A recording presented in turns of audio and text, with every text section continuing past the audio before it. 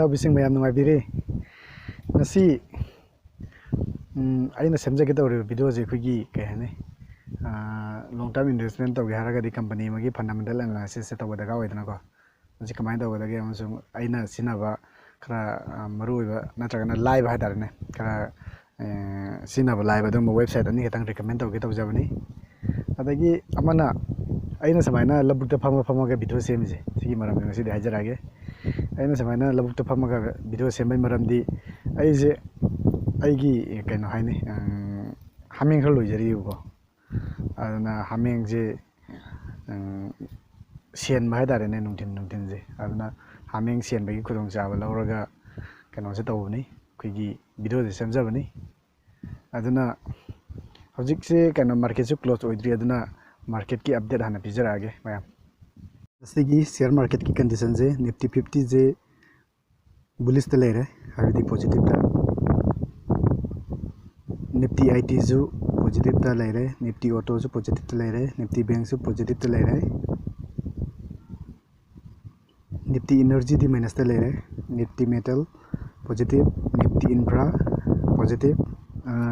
ꯂꯣꯡ term investment ꯇꯧꯅꯕꯒꯤꯗꯃꯛꯇ ꯍꯥꯏꯕ ꯇꯥꯔꯦꯅꯦ ꯂꯣꯡ ꯇꯔꯝ ꯏꯟꯚꯦꯁꯃꯦꯟ ꯇꯧꯅꯕꯒꯤꯗꯃꯛꯇ ꯀꯝꯄꯅꯤꯒꯤ ꯃꯔꯝꯗ ꯅꯩꯅꯒꯦ ꯍꯥꯏ ꯇꯥꯔꯒꯗꯤ ꯀꯃꯥꯏꯅ ꯇꯧꯒꯗꯒꯦ ꯀꯔꯝꯕ ꯋꯦꯕꯁꯥꯏꯠ ꯁꯤꯖꯤꯟꯅꯕꯅ ꯐꯒꯗꯒꯦ ꯍꯥꯏꯕꯁꯤꯒꯤ ꯃꯇꯥꯡꯗ ꯈꯔꯗꯪ ꯁꯨꯝ ꯍꯥꯏꯖꯒꯦ ꯇꯧꯕꯅꯤ ꯑꯩꯅ ꯃꯔꯨꯑꯣꯏꯅ ꯁꯤꯖꯤꯟꯅꯔꯤꯕ ꯋꯦꯕꯁꯥꯏꯠ ꯍꯥꯏꯇꯥꯔꯦꯅꯦ ꯋꯦꯕꯁꯥꯏꯠ ꯑꯅꯤꯈꯛ ꯁꯤꯖꯤꯟꯅꯖꯩ ꯑꯩꯅ ꯁꯤꯖꯤꯟꯅꯔꯤꯁꯤ ꯑꯗꯨ ꯑꯍꯥꯟꯕꯗ ꯑꯩꯅ ꯈ꯭ꯋꯥꯏ ꯑꯍꯥꯟꯕꯗ ꯌꯦꯡꯉꯤꯁꯤ ꯁ꯭ꯀꯦꯅꯔ ꯍꯥꯏꯔꯤꯕ ꯋꯦꯕꯁꯥꯏꯠꯇꯨꯅꯤ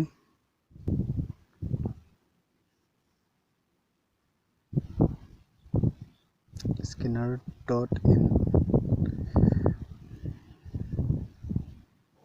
ꯑꯗꯒꯤꯗꯤ ꯁꯨꯃꯥꯏꯅ ꯊꯣꯛꯂꯛꯑꯅꯤ ꯁꯨꯃꯥꯏꯅ ꯊꯣꯛꯂꯛꯄꯁꯤꯗ ꯁꯤꯗ ꯑꯩꯅ ꯊꯥꯅꯤꯡꯕ ꯀꯝꯄꯅꯤꯗ ꯁꯝꯅ ꯍꯥꯏꯔꯕꯗ ꯋꯤꯄ꯭ꯔꯣ ꯑꯣꯏꯅ ꯊꯥꯔꯁꯤ ꯋꯤꯄ꯭ꯔോ ꯊꯣꯛꯂꯛꯑꯦ ꯀ꯭ꯂꯤꯛ ꯇꯧꯔꯁꯤ ꯂꯩꯔꯦ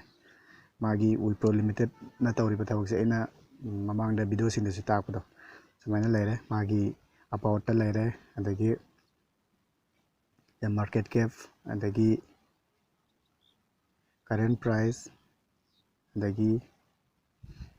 ꯍꯥꯏ ꯂꯣ ꯑꯗꯩ ꯄ꯭ꯔꯣꯃꯣꯇꯔ ꯍꯣꯜꯗꯤꯡ ꯑꯗꯩꯗꯤ ꯀꯩꯀꯩ ꯁꯤ ꯂꯣꯏ ꯂꯩꯔꯦꯅ ꯗꯦꯞ ꯀꯌꯥ ꯂꯩ ꯑꯗꯩꯗꯤ ꯔꯤꯇꯔꯟ ꯀꯌꯥꯝ ꯄꯤꯈꯤ ꯈꯣꯠꯈꯤꯁꯤ ꯑꯗꯨꯝ ꯂꯣꯏ ꯂꯩꯔꯦ ꯑꯗꯒꯤ ꯁꯤꯒꯤ ꯃꯈꯥꯗ ꯑꯃꯨꯛ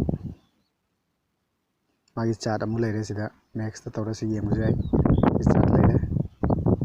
ꯑꯗꯒꯤ ꯄꯤꯌꯔ ꯀꯝꯄꯦꯔꯤꯖꯟ ꯀꯝꯄꯅꯤꯁꯤꯡꯁꯨ ꯁꯤꯗ ꯂꯩꯔꯦ ꯈ꯭ꯋꯥꯏ ꯃꯔꯨ ꯑꯣꯏꯅ ꯌꯦꯡꯉꯤꯁꯦ ꯄ꯭ꯔꯣꯐꯤꯠ ꯑꯦꯟ ꯂꯣꯁꯁꯦ ꯁꯤ ꯂꯩꯔꯦ ꯄ꯭ꯔꯣꯐꯤꯠ ꯑꯦꯟ ꯂꯣꯁꯇ ꯁꯦꯜꯁ ꯒ꯭ꯔꯣꯠꯁꯦ ꯂꯩꯕ꯭ꯔꯥ ꯂꯩꯇꯕ꯭ꯔꯥ ꯍꯥꯏꯕꯁꯤꯅ ꯌꯦꯡꯉꯤꯁꯤ ꯑꯗꯨꯅ ꯃꯥꯔꯆ 2009ꯗ 25,700 ꯀꯔꯣꯔ ꯑꯣꯏꯔꯝꯕꯗꯨꯅ ꯃꯥꯔꯆ 2020ꯗ 61,138 ꯀꯔꯣꯔꯒꯤ ꯃꯥꯒꯤ ꯁꯦꯜꯁ ꯂꯩ ꯁꯨꯃꯥꯏꯅ ꯀꯩ ꯍꯥꯏꯅꯤ ꯁꯦꯜꯁ ꯒ꯭ꯔꯣꯠꯁꯦ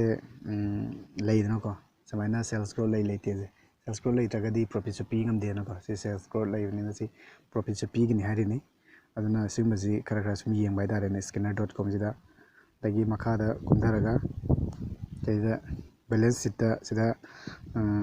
ꯕꯣꯔꯣꯋꯤꯡꯁꯦ ꯃꯥꯏ ꯕꯣꯔꯣꯋꯤꯡꯁꯦ ꯀꯌꯥ ꯂꯩ ꯈꯣꯠꯂꯦ ꯍꯥꯏꯁꯦ ꯕꯣꯔꯣꯋꯤꯡꯁꯦ ꯌꯥꯝ ꯂꯩ ꯇꯥꯔꯒꯗꯤ ꯅꯦꯒꯦꯇꯤꯞ ꯄꯣꯏꯟ ꯑꯣꯏ ꯑꯗꯨꯕꯨ ꯀꯝꯄꯅꯤ ꯌꯥꯝ ꯆꯥꯎꯕꯅꯤꯅ ꯁꯤꯗ 7,105 ꯀꯔꯣꯔꯒꯤ ꯗꯦꯞ ꯕꯣꯔꯣꯋꯤꯡ ꯂꯩꯕꯁꯤꯗꯤ ꯌꯥꯝ ꯆꯥꯎꯅ ꯀꯩꯁꯨ ꯀꯩ ꯍꯥꯏꯅꯤ ꯌꯥꯝ ꯆꯥꯎꯗꯦꯅ ꯃꯥꯏꯅꯔꯅꯦꯅ ꯑꯗꯨꯝ ꯂꯧꯕ ꯌꯥꯏ ꯑꯗꯒꯤ ꯁꯤꯅ scanner.com ꯍꯥꯏꯕꯗꯨꯒꯤ ꯑꯃ ꯂꯩꯔꯦ scanner.com ꯅꯠꯇꯕ ꯑꯅꯤꯁꯨꯕꯗ ꯑꯩꯅ ꯐꯣꯂꯣ ꯇꯧꯖꯩꯁꯦ ꯀꯩꯅꯣ ꯍꯥꯏꯗꯣ moneycontrol.com ꯍꯥꯏꯕꯗꯣ ꯑꯩꯅꯁꯨ ꯑꯩꯒꯤ ꯀꯝꯄꯅꯤ ꯑꯦꯅꯥꯂꯥꯏꯁꯤꯁ ꯇꯧꯕꯗ ꯃꯔꯛꯇ ꯑꯩꯅ ꯄꯟꯕꯗꯣ moneycontrol.com ꯍꯥꯏꯕꯁꯤꯗꯅꯤ ꯁꯤ ꯆꯪꯉꯅꯤ ꯁꯤ ꯆꯪꯉꯒ ꯁꯤꯁꯤꯗ ꯉꯁꯥꯏꯒꯤ ꯀꯝꯄꯅꯤꯗꯨ ꯑꯗꯨꯝ ꯊꯥꯔꯒꯦ ꯋꯤꯄ꯭ꯔꯣ ꯑꯣꯏꯅ ꯊꯣꯛꯂꯛꯑꯃꯅꯤ ꯋꯤꯄ꯭ꯔꯣ ꯊꯣꯛꯂꯛꯑꯦ ꯋꯤꯄ꯭ꯔꯣꯗ ꯀ꯭ꯂꯤꯛ ꯇꯧꯔꯦ ꯁꯤꯗ ꯃꯥ ꯉꯁꯤꯒꯤ ꯄ꯭ꯔꯥꯏꯁꯁꯤ ꯂꯩꯔꯦ ꯍꯧꯖꯤꯛꯀꯤ ꯍꯥꯏꯇꯥꯔꯦꯅꯦ ꯍꯧꯖꯤꯛꯀꯤ 429.2 ꯃꯥ ꯉꯁꯤ ꯑꯞ ꯇ꯭ꯔꯦꯟꯗ ꯂꯩ ꯄꯣꯏꯟ 10 ꯍꯥꯏꯇꯥꯔꯦꯅꯦ ꯁꯤꯌꯥꯔ ꯑꯃꯗ ꯄꯣꯏꯟ 10 ꯁꯤꯌꯥꯔ ꯑꯃꯗ ꯂꯨꯄꯥ 10ꯒꯤ ꯄꯣꯖꯤꯇꯤꯚꯇ ꯂꯩ ꯑꯗꯒꯤ ꯁꯤꯗ ꯐꯣꯔꯝ ꯍꯥꯏꯅ ꯀꯝꯃꯨꯅꯤꯇꯤ ꯁꯦꯟꯇꯤꯃꯦꯟꯠ ꯁꯤꯗ ꯁꯨꯃꯥꯏꯅ ꯂꯩꯔꯦ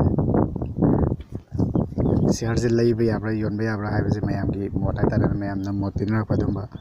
ꯈꯔ ꯂꯩꯔꯦ ꯁꯤꯗ ꯀꯣꯔꯄꯣꯔꯦꯠ ꯑꯦꯛꯁꯟ ꯑꯅ ꯑꯃ ꯂꯩꯔꯦ corporate action sida khona yengba yai se dividend yengba yai dividend se karam tan da pi ni habdo atra karam tan da pi gi habdo elare kano 22nd January 2021 da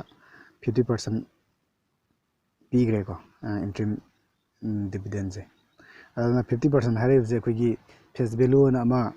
scanner.com da hangdoka da yam ne face value na madugi face value dugi 50% ni ko pi ri je adagi bonus na ma lere bonus na kamai doge da company zigi share se sum chawkhala ga di mayam share aso bujide mayam leiba ngamna du su yoy na ko aduna samna lupa chama chama piram taraga di chama je mayam leiba ngamna de na khan taraga di chama jina ani na um thona thuai bai tare ne yankhai na chagana yang manga thon thuai raga di lupa kon piraga de ne adumai na tawudene se bonus ai je aduna samaina bonus se ma je yamna pi wi record lai ne 2004 5 10 17 19 da samaina bonus pi gre adagi bonus ki mathon de split na mule split su sida 2000 split 1999 da ma pi gre de adu mamang da masu 100 ki sigi kanoni ko si face value do sida di kano bonus ka face value ka kenere se bonus ta di face value je pikta de adugo split ta di face value je piktre ko sida haijo all face value hare 10 leram se new face value da 2 hoire maram di se haide company gi share je manga to na tu ai ni 10 da tu na yen tho di manga thui na ko samna da face value 10 horam je face value ani hoire hani ba samna da kya hai ni lupa 10 horam se lupa ani hoi taraga di ani kya na 10 joino manga na ni ba aduna saruk amal leram se saruk manga to to kore split bi to kore ha ne samaina company ma kayam dividend bi kayam kana pi split pi de kayam toina pi kholi yam toina split pi ba jam toina dividend pi kang yam toina bonus pi ba kang hai tare moi je yamna phaba da singe maram di moina bonus split pi je share price to chawkhlak pani share price chawkhlai je profit growth to yam lei bagini aduna mayam samaina face kano je split pi ba de bonus pi ba sida su yamna depend hoy adu maram da company khara madi koi gi samaina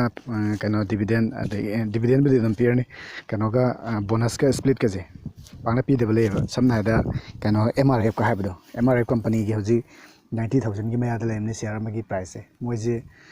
kano je bonus je pangna pi de ko aduna adumai ta usu lei bidile adu 90000 pi du di mi koi gumba macha masu amana di pangna leina dre na ko yadagi kano ga habdo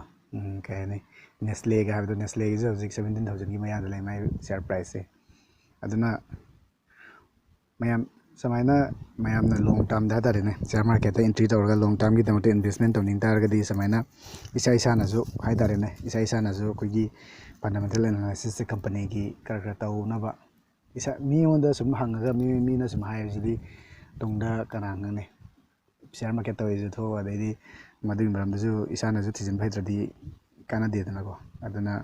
isa na ju khara thijin ba company gi maram da khara adai balance sheet kana lai moi gi company gi annual balance sheet adai moi company gi moi website ta su changa adum yeng ba yai ai moi na puthoi ba product se kai no adum website ta google ta changa no yeng ba yai chimba je yeng ga long term da kana roi ta isa na decide tawra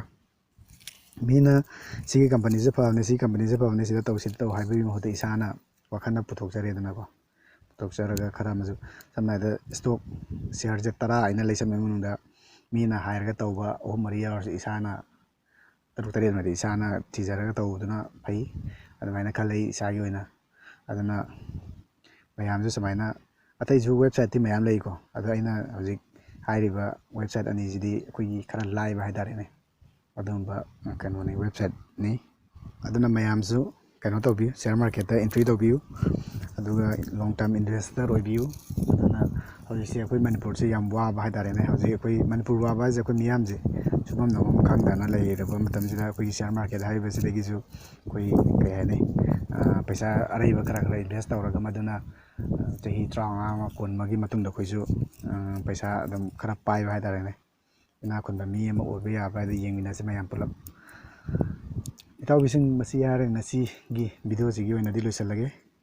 ꯁꯥꯡꯁꯨ ꯌꯥꯝ ꯁꯥꯡꯃꯜꯂꯦ ꯃꯌꯥꯝꯕꯨ ꯚꯤꯗꯤꯑꯣꯁꯤꯕꯨ ꯂꯣꯏꯕ ꯌꯦꯡꯕꯒꯤꯗꯃꯛꯇ ꯊꯥꯒꯠꯆꯔꯤ